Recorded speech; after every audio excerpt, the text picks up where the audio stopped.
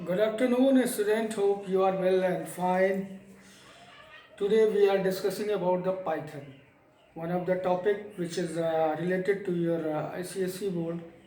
The subject code 466 and the book is Robotics and Artificial Intelligence. इसमें थोड़ा सा एक पार्ट है पाइथन का जिसको समझना है। इंट्रोडक्टरी बेस पे होता है क्लास 9th के लिए और 10th में फिर एरे वगैरह आ जाएगा। उससे पहले हम इंट्रोडक्टरी बेस पे हम चीज़ों को समझ लेंगे क्या क्या होता है पाइथन और कैसे ये काम करता है। पाइथन जस्ट अ सिंपल, अभी आप आईसीएसई में अगर जावा आप लोगों ने पढ़ी हो तो जावा थोड़ी टफ है बच्चों के लिए, लेकिन पाइथन उससे इजी हो जाती है क्योंकि इसमें सिंटैक्स कम होते हैं और वहाँ पे सिंटैक्स ज़्यादा यूज़ करते हैं। तो आज हम लोग समझेंगे पाइथन होता क्या है। देखिए, अगर किसी भी प्रोग्रामिंग को शुरू करते हैं तो सबसे पहली चीज़ जो हम जानना चाहते हैं वो ये होता है कि लिखा कैसे जाए। तो प्रोग्राम का जो बेसिक शुरू होता है तो एक चीज़ याद रखिएगा, जो भी हम प्रोग्राम के अंदर स्मॉलेस्ट चीज़ लिखते हैं that is called tokens. Tokens क्या होता है? Smallest meaningful elements of a particular program. यानी आप एक सिंगल डॉट भी लगाते हैं तो वो क्या कहलाता है? टोकन कहलाता है। तो आज हम जो शुरुआत करेंगे वो शुरुआत करेंगे कमेंट से और जावा से थोड़ा सा रिलेट करते हुए चलेंगे। अगर जावा में पढ़ा होगा, बच्चों ने पढ़ा होगा, तो मैं चूँकि पढ़ाता हूँ आईसीएसई में, तो वहाँ पे क्या होता है, सिंगल लाइन कमेंट होता है या मल्टी लाइन कमेंट होता है और उसको डिफाइन कर लेके अलग तरीका होता है। बट यहाँ पे अगर हम कमेंट की बात करें तो यहाँ भी सिंगल लाइन और मल्टीपल लाइन होता है। बट कैसे कमेंट को यूज़ करते हैं, जब भी कोई कमेंट लिखते हैं, और कमेंट मैं आपको बता रहा हूँ, comment not a part of a program, it just for the knowledge of our self. हमें समझना होता है कि हमने प्रोग्राम में किया क्या है, यानी एक इंट्रोडक्शन दे देते हैं, हम बता देते हैं प्रोग्राम को कि इस टॉपिक पे ये प्रोग्राम बना रहे हैं या पर्टिकुलर लॉजिक हम लगा रहे हैं, तो वहाँ पे उस चीज़ को हम भूले ना, इस वजह से कमेंट का इस्तेमाल कर लेते हैं। तो जैसे यहाँ पे जो हम पाइथन में कमेंट इस्तेमाल करते हैं वो स्टार्टिंग फ्रॉम हैशटैग।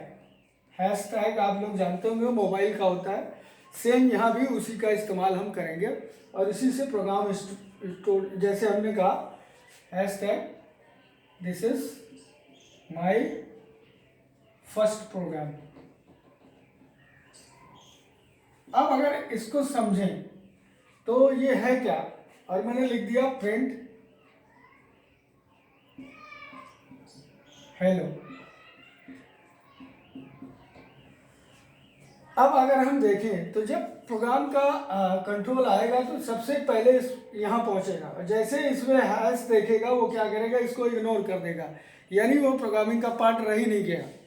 अब मल्टीपल लाइन अगर हम मान लीजिए तो सिंगल लाइन है, मल्टीपल लाइन की अगर हम बात कर लें तो मल्टीपल लाइन में क्या करना होगा, सिंपल है, this is my first program based on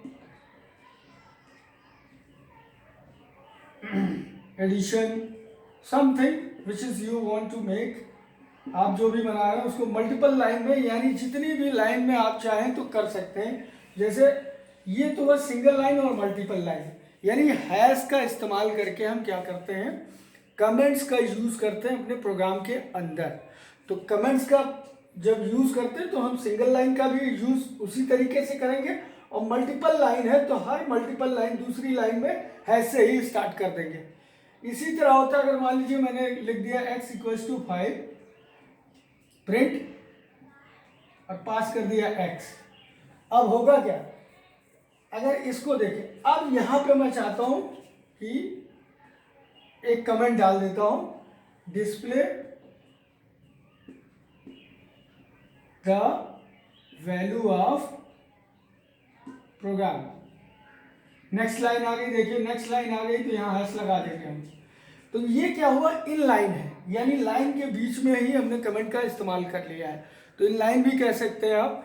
तो कमेंट हमेशा किससे स्टार्ट होगा, हैशटैग से स्टार्ट होगा और इसी के जरिए हम कमेंट्स को इस्तेमाल करेंगे। अब दूसरी चीज जो प्रोग्राम के अंदर होती है, अभी जैसे मैंने लिखा x इक्वल्स टू 5, अगर इसे देखें तो ये क्या है, it is called variable and this one is called constant, इसकी वैल्यू हमेशा चेंज हो सकती है बट इसकी वैल्यू फिक्स रहती है। 5 है तो 5 ही रहेगा। अब वेरिएबल लिखने के कुछ तरीके होते हैं, हमेशा याद रखिएगा।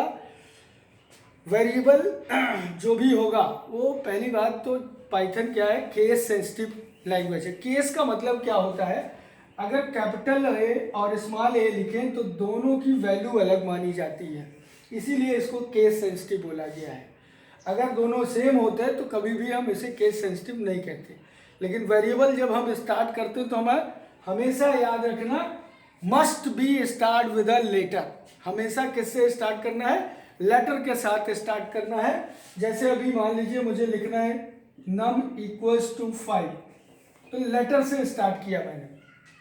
आप ऐसे भी कर सकते हो, अंडरस्कोर कैरेक्टर का भी इस्तेमाल कर सकते हो, ठीक है, अंडरस्कोर कैरेक्टर के साथ भी और कभी भी ये ध्यान रखिएगा, नंबर के साथ स्टार्ट नहीं होगा। कोई भी वेरिएबल अगर आप डिफाइन कर रहे हैं तो नंबर के साथ स्टार्ट नहीं होगा। जैसे मैंने यहाँ 1 लगाया, this is a wrong method. तो हमेशा किससे स्टार्ट करना है, लेटर से।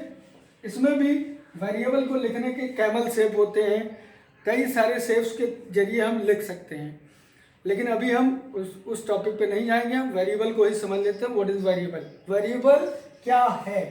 Variable is just a container. Container यानी आप समझ लीजिए, जैसे आप अपना क्या ले जाते हैं, पानी की बोतल।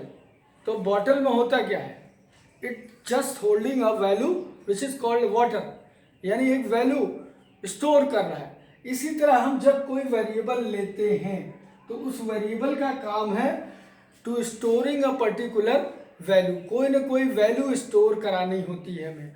और जब भी वेरिएबल लेते हैं तो एक मेमोरी एरिया क्रिएट हो जाता है हमारे कंप्यूटर सिस्टम के अंदर, जहाँ पे वो वैल्यू जाके स्टोर हो जाती है। ये हुआ। दूसरी चीज ये याद रखिएगा, it can only contains alpha numeric characters. ये हमेशा अल्फा न्यूमेरिक कैरेक्टर्स को यूज करता है वेरिएबल। A to Z, आप A to Z, 0 to 9, ये हमेशा इस्तेमाल करेंगे, ठीक है। दूसरी चीज, अब अगर इसी की हम बात करेंगे तो ये हो गया आपका वेरिएबल के बारे में। वेरिएबल कैसे डिफाइन करते हैं, वेरिएबल कैसे करेंगे, वेरिएबल का काम क्या है। वेरिएबल का काम है स्टोरिंग करना, वैल्यू को स्टोर करना है। जैसे सपोज कीजिए हमें 2 नंबर का एडिशन करना है, there should be a 2 numbers की एडिशन हमें करना है। x equals to 5, y equals to 6। तो कर क्या रहा है, x होल्ड कर रहा है किसकी वैल्यू को, 5 को। y क्या कर रहा है, 6 को होल्ड कर रहा है। अब हमें मान लीजिए कोई वैल्यू है तो लॉजिक लगा दिया z equals to x plus y. अब यहाँ मैंने प्रिंट करा लिया किसको, z को। z को प्रिंट कराएंगे तो क्या वैल्यू आएगी, इट विल रिटर्न 11। 11 क्यों रिटर्न करेगा, क्योंकि सबसे पहले x की वैल्यू उसने देखी 5 है, उसके बाद y में क्या रखा हुआ है, 6 है। फिर इसमें एक ऑपरेटर लगा दिया गया, arithmetical operator, 6 plus 5 equals to 11। अब ये 11 जाके कहाँ स्टोर हो गया, z के अंदर। अब z को हमने प्रिंट करा लिया, इसलिए इसकी वैल्यू क्या आ गई, 11 आ गई। ये तो हुआ वेरिएबल की बात। अब चलते हैं नेक्स्ट, बात करते हैं डेटा टाइप्स की। सबसे नेसेसरी चीज होती है, हम जो भी प्रोग्राम बनाएंगे वो किसी न किसी डेटा पे डिपेंडेबल होता है। तो कितने तरीके के डेटा टाइप्स होते हैं, इस चीज को हमें समझना होगा। सबसे पहली चीज तो हम लोग क्या करते हैं, एक डेटा टाइप्स होता है टेक्स्ट टाइप का, ठीक है, टेक्स्ट टाइप डेटा टाइप। जब ऐसे डेटा टाइप्स का इस्तेमाल करते हैं हम, टेक्स्ट मतलब this is dog, I have Neeraj, something else, यानी इसमें पूरा क्या है, ग्रुप ऑफ वर्ड्स हैं, तो इनको हम बोलते हैं टेक्स्ट टाइप। इसको हम डिनोट करते हैं स्ट्रिंग, इसको बोलते हैं स्ट्रिंग, और यहाँ पे str से डिनोट करते हैं, ठीक है। str कीवर्ड है, याद रखिएगा। टोकन में एक वर्ड ये भी आता है कीवर्ड्स, यानी कीवर्ड्स क्या होते हैं, प्री डिफाइंड वर्ड्स होते हैं जिनका इस्तेमाल हम कंप्यूटर के अंदर, लैंग्वेज के अंदर इस्तेमाल करते हैं और उन्हीं के जरिए हम ऑपरेट करते हैं। तो इस स्ट्रिंग हो जाएगा, यानी टेक्स्ट टाइप डेटा टाइप को यूज करने के लिए। ये तो हो गया टेक्स्ट टाइप का, यानी स्ट्रिंग को हम यूज कर ले रहे हैं। दूसरा होता है number type. Number type, number कई सारे होते हैं भाई, फ्लोटिंग नंबर्स होगा, उसी में नंबर आपका इंटीजर टाइप का हो सकता है। तो ये बेसिकली तीन तरीके के होते हैं। एक होता है इंटीजर, जो कि इस्तेमाल होता है किसमें, पाइथन के अंदर। पहला होता है इंटीजर, दूसरा होता है फ्लॉट, और तीसरा होता है कॉम्प्लेक्स। अभी ये तीनों के बारे में हम बता भी देंगे। इंटीजर, फ्लॉट, कॉम्प्लेक्स, ये किस तरीके के नंबर टाइप के डेटा टाइप्स हैं। ये नंबर टाइप के। टेक्स्ट टाइप के लिए str यूज करते हैं, यानी स्ट्रिंग। दूसरा नंबर के लिए तीन तरीके का इस्तेमाल करते हैं, इंटीजर, फ्लॉट, कॉम्प्लेक्स। कॉम्प्लेक्स हमेशा किसके लिए सर, आपने नंबर सिस्टम पढ़ा होगा तो दो तरीके के नंबर सिस्टम वहाँ पे दिए होंगे, real number and imaginary number. और जब इमेजिनरी नंबर का इस्तेमाल होता है तब कॉम्प्लेक्स का यूज करते हैं। उसी तरह अगला जो होता है, अगर हम बात करें सीक्वेंस की, यानी कोई सीक्वेंस फ्रेम करना है, रेंज निकालनी है या कुछ निकालना है, तो सीक्वेंशियल जो डेटा होते हैं, सीक्वेंस का मतलब क्या हुआ, 1 2 3 4 5 6, एक सीक्वेंस की तरह जा रहे हैं। तो इस तरीके के डेटा टाइप्स के लिए हम लोग क्या इस्तेमाल करते हैं, पहला तो होता है लिस्ट, दूसरा होता है टपल, ठीक है, टपल डेटाबेस में भी होता है लेकिन यहाँ का टपल अलग है। दूसरा रेंज, यानी ये भी तीन तरीके के होते हैं, ये ध्यान रखिएगा, इसको लर्न कर लीजिएगा ध्यान से। टेक्स्ट टाइप के लिए str, नंबर टाइप के लिए तीन तरीके का इस्तेमाल कर सकते हैं, integer, float, complex, depends upon you किस तरीके का नंबर आप ले रहे हो। सीक्वेंशियल टाइप का लेना है तो तीन तरीके के लेंगे, लिस्ट, टपल, रेंज। उसी की तरीके से एक होता है मैपिंग। मैपिंग यानी एरे, अगर आप पढ़ेंगे तब उसमें समझ आएगा मैपिंग क्या होती है। तो ये है, ये डेटा टाइप कहलाता है डिक्शनरी, DICT, कीवर्ड होता है DICT, यानी डिक्शनरी टाइप का डेटा टाइप्स होता है। दूसरा होता है सेट टाइप। सेट आप लोगों ने पढ़ी होगी, सेट थ्योरी मैथमेटिक्स में। ऐसे में दो तरीके का होता है, ये होता है, एक है सेट, दूसरा होता है फ्रोजन सेट। ये दो तरीके के होते हैं, फ्रोजन सेट, ठीक है। और उसके बाद एक होता है बुलियन टाइप। बुलियन टाइप हमेशा रिटर्न किस में करता है, ट्रू या फॉल्स में, ट्रू या फॉल्स में। और जब ऐसे टाइप के डेटा टाइप्स का इस्तेमाल हम कर रहे होते हैं तो इसके लिए कीवर्ड होता है BOOL, बूल। यानी ये हुआ टेक्स्ट के लिए, ये नंबर के लिए, सीक्वेंस के लिए, मैपिंग के लिए, सेट टाइप के लिए और बूलियन टाइप्स के लिए होता है। उसके बाद आता है binary types. Binary types number होते हैं, ये भी एक तरीके के, इनमें भी तीन तरीके का होता है, बाइट्स होता है, बाइट एरे होता है और मेमोरी व्यू होता है। Bytes, byte array and memory view, memory view, ये तीन तरीके के हो गए। Text type, number type, sequence, mapping, set type, boolean type and binary type. ये एक और होता है नन टाइप, इसका इस्तेमाल कम होगा हम लोगों के क्योंकि अभी 9th में आप, इसलिए फिर भी आप याद रखिए नन टाइप, ये बुक में आपको नहीं मिलेंगे। टेक्स्ट टाइप यानी स्ट्रिंग हो गया, नंबर टाइप तीन तरीके का, इंटीजर, फ्लॉट, कॉम्प्लेक्स। सीक्वेंस में अगर बात करें तो लिस्ट, टपल, रेंज। मैपिंग की बात करें तो डिक्शनरी आ जाएगी। सेट टाइप की बात करें तो दो तरीके का डेटा टाइप्स इसमें इस्तेमाल होता है, set, frozen set. Boolean type यानी जब रिजल्ट ट्रू या फॉल्स में लेना हो तो बूल का इस्तेमाल करेंगे। बाइनरी टाइप यानी जब छोटे नंबर्स हो तो उनके लिए बाइट्स है, बाइट्स एरे है, मेमोरी व्यू है। और उसी की तरह एक होता है नन टाइप एरे। अब हम बात करेंगे पाइथन, बेसिकली हम लोग जो काम करेंगे वो नंबर पे पर काम करेंगे। तो अभी नंबर की बात हम करें तो नंबर में तीन तरीके का डेटा टाइप्स आपको हमने बताया था। पहला नंबर था इंटीजर।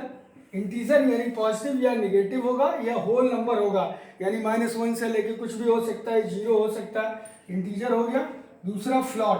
फ्लॉट यानी it contains a decimal value. Decimal value जब आती है जैसे 23.5, ऐसी वैल्यू का इस्तेमाल करना होगा, तब हमें डेटा टाइप्स क्या लेना होगा, फ्लॉट टाइप का। तीसरा होता है कॉम्प्लेक्स। कॉम्प्लेक्स मीन्स लिख दिया हमने 5J, या -5j, j is representing for imaginary number, यानी ऐसे नंबर्स जो इमेजिनरी होते हैं उनका इस्तेमाल जब हम करते हैं तो डेटा टाइप्स किस तरीका लेंगे हम, कॉम्प्लेक्स टाइप का। तो पाइथन के ये 3 तरीके के नंबर्स पे काम करने के लिए हम लोग इसका इस्तेमाल करते हैं। आज हम लोगों ने ये सीखा है, अगली बार हम इसी को थोड़ा सा आगे चल बढ़ाते हुए चलेंगे, प्रोग्राम के साथ इसको समझेंगे, एग्जाम्पल के साथ कि कैसे नंबर पे काम करेंगे, कैसे हम फ्लॉट पे काम करेंगे। तो आज के लिए इतना ही। आप लोग रट्टा मार लीजिए क्या करना है कि कमेंट्स कैसे इस्तेमाल करते हैं, वेरिएबल क्या होता है और कौन कौन से डेटा टाइप्स होते हैं। अगर आप इसको समझ गए तो अभी टोकन्स में आएंगे, कीवर्ड्स में आएंगे, तब आप इन चीज़ों को ब्रीफली तरीके से समझ पाएंगे और जब ब्रीफिंग हो जाएगी तो फिर इजी तरीके से प्रोग्राम छोटे छोटे बना सकते हैं। तो आज के लिए इतना ही। अच्छा लगे तो लाइक और शेयर और कमेंट्स भी कर सकते हैं आप। Thank you.